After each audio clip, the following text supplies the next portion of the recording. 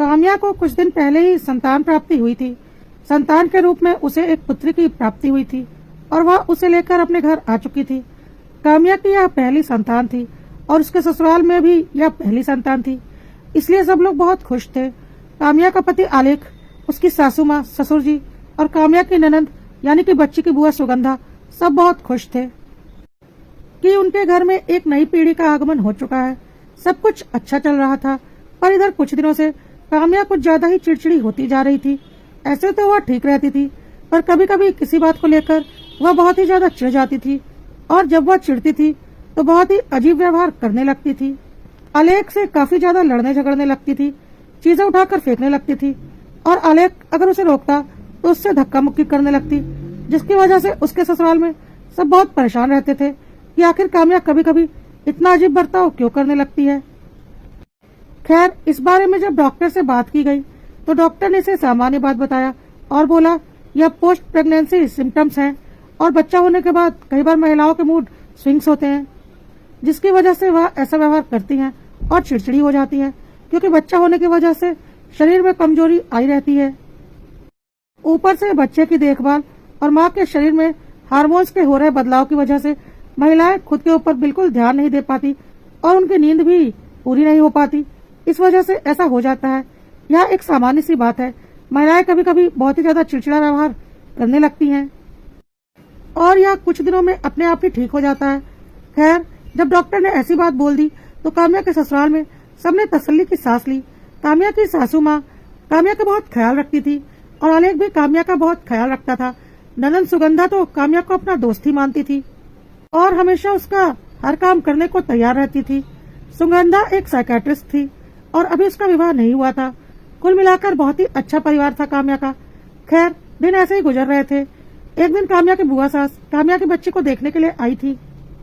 सब कुछ अच्छा चल रहा था कि एकाएक किसी बात पर काम्या बहुत चिढ़ गई और उसका गुस्सा बेकाबू होने लगा। उसने चीजों को उठाकर इधर उधर फेंकना शुरू कर दिया। हालांकि थोड़ी देर के बाद काम्या शांत हो गई, लेकिन बुआ को यह बहुत ही अजीब सा लगा।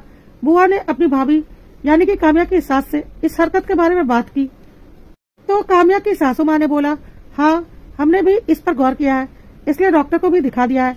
पर डॉक्टर का कहना है कि बच्चा होने के बाद कुछ महिलाओं को कभी कभी ऐसी दिक्कत हो जाती है जो कि कुछ दिनों में अपने आप ही ठीक हो जाती है। घबराने की कोई बात नहीं है। लेकिन काम्या की बुआ सास की नजरें जो देख पा रही थी वह काम्या की सास नहीं देख पा रही थी। काम्या की बुआ सास ने बोला, भाभी, तुम जो बोल रही हो वह बात सही है, लेकिन काम्या का व्यवहार सामान्य चिड़चिड़ापन का व्यवहार नहीं है, बल्कि मुझे तो कुछ और ही लग रहा है। तुमने गौर किया काम्या कितनी दुबली पतली है, लेकिन जब वह गुस्से में थी और आलेख उसे संभाल रहा था तो उसने गुस्से में आलेख को इतनी जोर का धक्का मारा कि वह दूर जाकर गिरा, जबकि आलेख अच्छा खासा हट्टा कट्टा है। क्या तुम्हें लगता है काम्या जैसी दुबली पतली लड़की आलेख जैसे तगड़े लड़के को इतनी जोर से धक्का मार सकती है? काम्या की सास ने कभी इस ओर ध्यान नहीं दिया था, न ही किसी और ने। बुआ ने फिर कहा, मुझे तो यह सब कुछ सामान्य नहीं लग रहा है, बात कुछ और है। तुम किसी पंडित से काम्या को दिखाओ।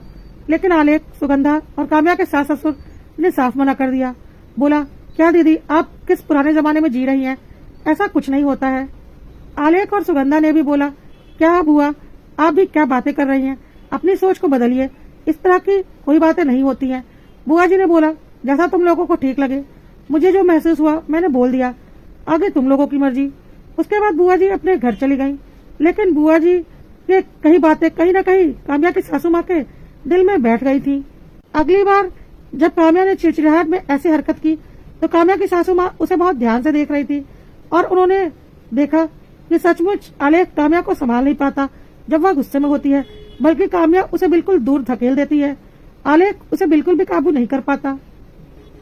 आखिर काम्या के पास अचानक इतनी शक्ति कैसे आ जाती है कि वह आलेख जैसे हट्टे कट्टे मर्द को इतनी आसानी से दूर तक धक्का मार दे, जबकि वह खुद एक दुबली पतली सी लड़की है जिसके शरीर में अभी ज्यादा ताकत भी नहीं है, क्योंकि वह अभी माँ बनी है।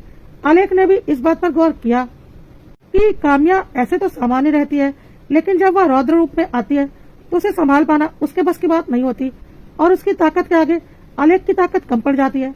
आखिर काम्या के अंदर एकाएक इतना ताकत कहाँ से आ जाता है? यह बात आलेख को भी समझ में नहीं आ रही थी, पर वह कुछ बोल नहीं रहा था, क्योंकि इन सब बातों में उसका कोई भी भरोसा नहीं था पर बुआ जी के कहे का मतलब वह अच्छे से समझ रहा था। खैर, बुआ जी के जाने के बाद 2-3 बार और जब ऐसा ही हुआ तो काम्या की सास को थोड़ी चिंता हुई और उन्होंने अपनी ननद को फोन लगाया और बोला, दीदी आपका बोला तो अब मुझे भी सही लग रहा है, कहीं काम्या के ऊपर किसी का साया ना हो। आप ही बताओ अब हम क्या करें, क्योंकि ऐसे तो काम्या बहुत अच्छा बर्ताव करती है पर कभी कभी बिल्कुल बेकाबू हो जाती है, जबकि पहले वह ऐसी नहीं थी, बहुत ही अच्छी थी हमारी बहू काम्या। पता नहीं बच्चा होने के बाद से उसे क्या हो गया है। बुआ जी ने बोला, यह सब तो मुझे नहीं पता, पर हाँ यहाँ मेरे ससुराल में एक पंडित जी हैं, बहुत ही पहुंचे हुए सिद्ध पंडित है। एक बार काम्या को लेकर उनके पास आओ, वही बता सकते हैं कि काम्या को क्या हुआ है। काम्या की सास ने जब इस बारे में अपने घर में बात की तो आलेख, सुगंधा और काम्या के ससुर जी इस बात के लिए बिल्कुल भी तैयार नहीं थे और वह बोले, हम इन दकियानूसी बातों को नहीं मानते। डॉक्टर ने बोला है कुछ दिनों में सब कुछ ठीक हो जाएगा, और अगर नहीं भी होता है तो डॉक्टर है ना इलाज करने के लिए। इन सब पचड़ों में मत पड़ो, नहीं तो अपना ही नुकसान है। लेकिन फिर भी काम्या की सासू माँ ने बहुत जिद की और बोला, एक बार पंडित जी से मिलने में हर्ज ही क्या है। कौन सा वो कोई जादू टोना करने वाले ओझा सोखा है, वह तो मंदिर के पुजारी हैं। ईश्वर ने उन्हें कुछ विशेष शक्ति दी हुई है। वह पैसों के लिए यह सब कुछ नहीं बताते, बस लोगों का भला हो जाए इसके लिए बताते हैं। दीदी ने साफ बोला है कि यह उनका पेशा नहीं है, बस उनके पास ईश्वर की दी हुई दैवीय शक्ति है, जिसकी वजह से वह अलौकिक शक्तियों को पहचान लेते हैं और उनका उपाय बता देते हैं। एक बार पंडित जी से मिलने में हर्ज ही क्या है। आलेख की माँ ने बहुत जोर डाला तो आलेख के घर वाले काम्या को लेकर बुआ जी के ससुराल पंडित जी से मिलने जाने को तैयार हो गए। लेकिन सुगंधा, जो कि एक साइकियाट्रिस्ट थी, उसने कहा, मैं भी साथ जाऊंगी, जरा मैं भी तो देखूं पंडित जी क्या बोलते हैं, और अगर वह कुछ गड़बड़ करेंगे तो मैं साइकियाट्रिस्ट हूँ, मैं बहुत अच्छे से उनके ट्रिक को समझ जाऊंगी। कम से कम भाभी के साथ कुछ गलत तो नहीं होने दूंगी। खैर, सब लोग मिलकर बुआ जी के ससुराल गए और वहां से फिर पंडित जी से मिलने गए। पंडित जी काम्या को देखते ही बोले, हे भगवान, इस लड़की के ऊपर तो एक औरत का साया है जिसने इसे बुरी तरह से पकड़ रखा है, और इस औरत की रूह की वजह से ही यह इतनी ताकत से अपना गुस्सा व्यक्त करती है, और अगर उस रूह ने इसे नहीं छोड़ा तो इसकी जान भी जा सकती है, क्योंकि वह तो एक रूह है। शरीर तो आपकी बहू काम्या का है और इसके शरीर को वह धीरे धीरे खा रही है। यह सब कुछ सुनते ही काम्या के ससुराल वाले घबरा गए। लेकिन सुगंधा, काम्या की ननद, उसने बोला, ऐसा कुछ नहीं है पंडित जी। पंडित जी ने बोला, अगर ऐसा कुछ नहीं होता है तो बताओ, क्या तुम्हारी भाभी कभी कभी बिल्कुल अलग तरह का व्यवहार नहीं करने लगती? क्या ऐसा नहीं लगता कि वह तुम्हारी भाभी नहीं कोई और औरत है? लेकिन सुगंधा कहाँ मानने वाली थी। उसने बोला, हाँ पंडित जी, आपकी बात सही है, लेकिन इसे मल्टीपल पर्सनैलिटी डिसऑर्डर कहा जाता है, जहाँ पर 2 पर्सनैलिटी एक शरीर में समाहित हो जाती हैं और समय समय पर दूसरी पर्सनैलिटी अपनी खुद की पर्सनैलिटी पर हावी हो जाती है और व्यक्ति ऐसा व्यवहार करने लगता है। हो सकता है भाभी को मल्टीपल पर्सनैलिटी डिसऑर्डर हुआ हो। पंडित जी हंसते हुए बोले, बेटा, थोड़ी बहुत पढ़ाई तो मैंने भी की है और इतना तो मैं भी जानता हूँ कि मल्टीपल पर्सनैलिटी डिसऑर्डर कोई छोटी मोटी बीमारी नहीं है। यह बहुत लंबे समय से मनुष्य के अंदर रहता है, तब जाकर इस तरह की स्थिति आती है कि उसकी दोनों पर्सनैलिटी एक दूसरे पर हावी होने लगे। शुरुआत में तो बस छोटी मोटी दिक्कतें होती हैं। क्या तुमने ऐसा कुछ सुना है कि किसी को एकाएक मल्टीपल पर्सनैलिटी डिसऑर्डर हुआ हो और बिल्कुल सीवियर स्टेज में पहुंच गया हो? जैसे कि तुम्हारी भाभी, अगर उन्हें मल्टीपल पर्सनैलिटी डिसऑर्डर होता ना, तो अभी वह बिल्कुल स्टार्टिंग के स्टेज में होता और तुम लोगों को पता भी नहीं चलता। लेकिन नहीं, यह तो बिल्कुल लास्ट स्टेज में है, और ऐसा कैसे हो सकता है? सुगंधा ने बोला, हो सकता है भाभी को पहले से ही प्रॉब्लम हो, लेकिन हम पकड़ नहीं पाए हो।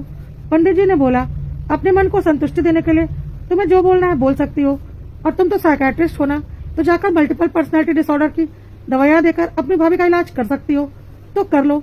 लेकिन इसे देखकर मैं बता रहा हूँ कि तुम्हें अगर अपनी भाभी की जान बचानी है तो उस साय को अपनी भाभी के ऊपर से उतारना ही पड़ेगा, और कोई उपाय नहीं है तुम लोगों के पास, जैसा तुम लोगों को ठीक लगे। कहकर पंडित जी वहां से चले गए और सब लोग घर आ गए। सुगंधा ने घर में सबको बोला, इन सब बातों पर विश्वास मत कीजिए, ऐसा कुछ नहीं होता, मैं भाभी का इलाज करूंगी, यह बिल्कुल ठीक हो जाएंगी, आप देखिएगा। और कुछ दिनों तक सुगंधा ने अपने तरीके से अपनी भाभी का इलाज किया, लेकिन स्थिति जो की त्यों बनी हुई थी।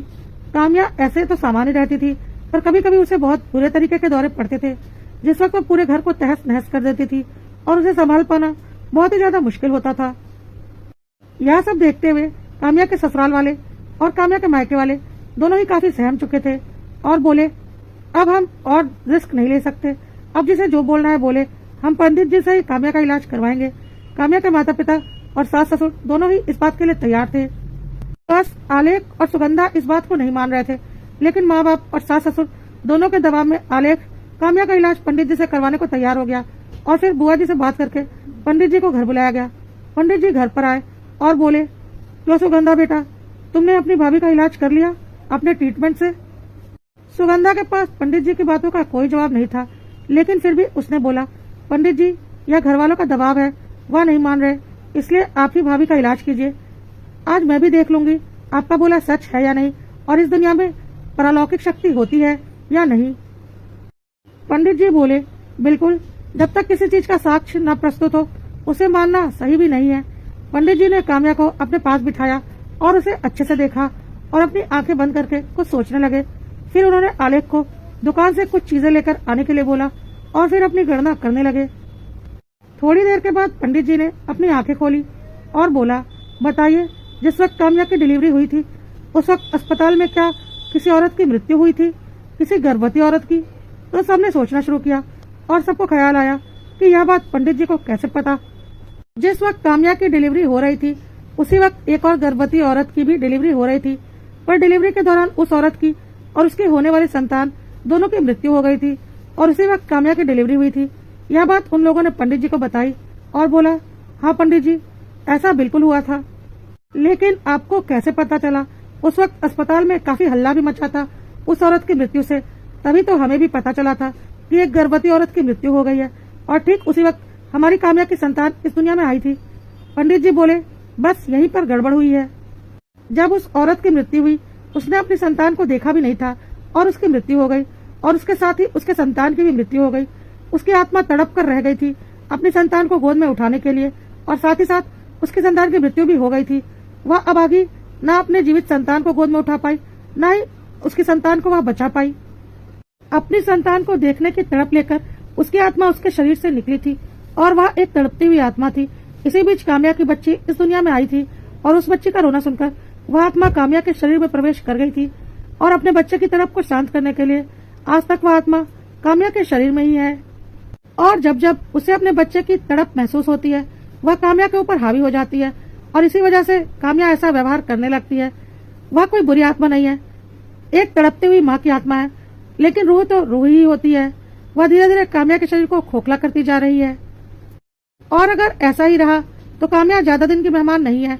वह आत्मा काम्या को खत्म कर देगी और फिर किसी दूसरे शरीर को धारण कर लेगी, क्योंकि वह एक तड़पती हुई माँ की आत्मा है जो अपने संतान सुख से वंचित रह गई। यह सब बातें सुनकर काम्या के माता पिता और ससुराल वाले सब कांप उठे कि यह क्या हो गया, अब क्या करें। इससे छुटकारा पाने के लिए उन्होंने पंडित जी के हाथ जोड़ लिए और बोले, पंडित जी, अब आप ही कोई उपाय बताइए, हमें इस मुसीबत से निकालिए।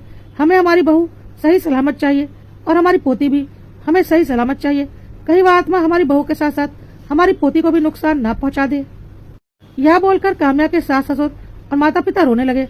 आलेख और सुगंधा भी यह सब बात सुनकर बहुत परेशान हो गए थे कि यह कैसे हो सकता है। पंडित जी ने बोला, अब जो होना था वह तो हो चुका, अब तो बालाजी सरकार ही तुम्हारी मदद कर सकते हैं, क्योंकि इस कलयुग में बजरंग बली ही हमारे रक्षक हैं जो ऐसी आत्माओं से हमें मुक्ति प्रदान कर सकते हैं।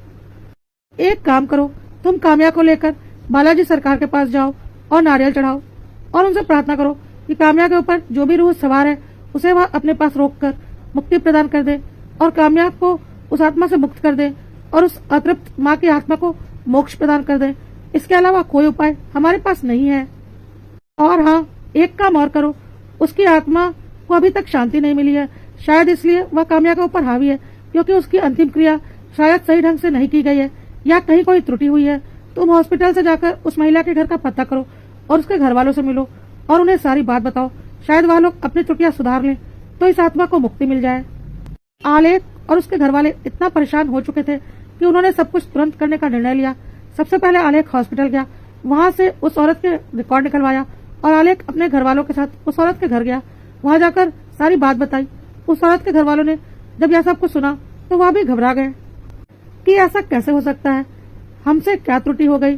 पहले तो उन लोगों ने इस बात को स्वीकार ही नहीं किया, लेकिन फिर उन्हें भी ऐसा लगा कि हाँ, कहीं ना कहीं यह बात तो सच है, क्योंकि कभी कभी उन्हें भी घर में बहुत ही भयावह अनुभव होते थे और उन्हें लगता था कि अपनी बहू की अंतिम क्रिया में उन्होंने कोई त्रुटि तो नहीं कर दी, लेकिन उन्होंने कोई भी त्रुटि नहीं की थी, सब कुछ ठीक से किया था। सब कुछ पता करने के बाद आलेख दोबारा पंडित जी से बोला, पंडित जी, उन लोगों ने तो सब कुछ ठीक से किया है। अब मैं काम्या को लेकर बालाजी सरकार के पास जा रहा हूँ, उनसे प्रार्थना करने। आप एक बार उस औरत के परिवार से मिल लीजिए, क्या पता आपको समझ में आ जाए कि उन्होंने क्या त्रुटि की है। एक बार औरत का घर देख लीजिए। तब तक मैं बालाजी जाकर बजरंगबली से अपनी काम्या और अपनी बच्ची की जान की भीख मांगता हूँ। आलेख और उसका परिवार काम्या को लेकर बालाजी सरकार के मंदिर की तरफ निकल पड़े और पंडित जी उस औरत के घर गए, क्योंकि पंडित जी के अंदर एक विशेष शक्ति थी जिससे वह पता लगा सकते थे कि वजह क्या है उस औरत की आत्मा के भटकने की और शांति नहीं मिलने की। जब पंडित जी उसके घर गए और वहाँ का वातावरण देखा और उसे महसूस करने की कोशिश की, तब उन्हें सब कुछ समझ में आने लगा। और पंडित जी ने कहा, यह एक अतृप्त माँ की आत्मा है और अपने बच्चे के लिए तड़प रही है। माँ का तो अंतिम संस्कार कर दिया गया है, पर क्योंकि छोटे बच्चों को जमीन में दफन किया जाता है, न कि उसका कोई अंतिम संस्कार होता है, इसलिए माँ अपने बच्चे को न जीते जी छू सकी और न ही अंतिम समय में माँ अपने बच्चे के करीब ही रही। यही तड़प उसे आज तक मुक्त नहीं होने दे रही। उसकी अस्थियां भी गंगा में विसर्जित हो चुकी हैं, नहीं तो उससे भी कोई उपाय किया जा सकता था। एक काम अब हो सकता है, जिस जगह पर उस नवजात शिशु को दफन किया गया है वहाँ पर उसकी माँ की कोई निशानी को रख दिया जाए, ताकि उसकी माँ को ऐसा लगे कि वह अपने शिशु के पास है। शायद इससे उसकी माँ की आत्मा को मुक्ति मिल जाए, क्योंकि मुझे तो यही उपाय समझ में आ रहा है। और फिर बालाजी सरकार तो है ही सबकी रक्षा करने के लिए, लेकिन हमसे जो बन पड़ता है वह तो हम कर ही लें। पंडित जी की बात मानकर उस बच्चे की माँ के कपड़े को बच्चे को दफन करने वाली जगह पर ले जाकर थोड़ा सा गड्ढा खोदकर उसमें डाल दिया गया और ढक दिया गया और ऊपर से एक पौधा लगा दिया गया। उधर काम्या भी बालाजी सरकार के पास जाकर उनकी कृपा से ठीक हो गई थी, क्योंकि अब उसे काफी हल्का महसूस हो रहा था। और इधर बच्चे की माँ की आत्मा को भी मुक्ति मिल गई थी। बालाजी सरकार के आशीर्वाद से सब कुछ ठीक हो चुका था। अब काम्या भी घर आ चुकी थी और पूरी तरह से ठीक थी। उसका चिड़चिड़ापन पूरी तरह से गायब हो चुका था और उस दूसरी औरत के घर से भी वह नकारात्मक ऊर्जा जा चुकी थी, क्योंकि उसके बच्चे की आत्मा से उसका मिलन हो चुका था। और बालाजी सरकार की कृपा से दोनों माँ और बच्चे की आत्मा को मुक्ति भी मिल चुकी थी। आलेख और उसके घर वालों ने बुआ जी और पंडित जी का बहुत बहुत धन्यवाद किया और बोला, पंडित जी, अगर आप नहीं होते तो पता नहीं हमारा क्या होता।